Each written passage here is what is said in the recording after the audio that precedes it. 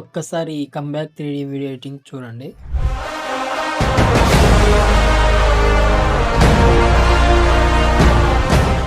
Friends, మీరు ఇలా video editing చేసుకోవాలనుకుంటే ఒక్క క్లిక్తో ముందుగా మీరు యూట్యూబ్లో కానీ, టెలిగ్రామ్లో కానీ, ఇన్స్టాగ్రామ్ లింక్ ఉంటుంది బయోలో. సో మీరు ఆ లింక్ క్లిక్ చేస్తే మీరు ఆ లింక్ క్లిక్ చేయగానే మన ఇన్స్టా పేజ్ ఓపెన్ అవుతుంది. ఇక్కడ మీకు బయోలో లింక్స్ ఇస్తాను.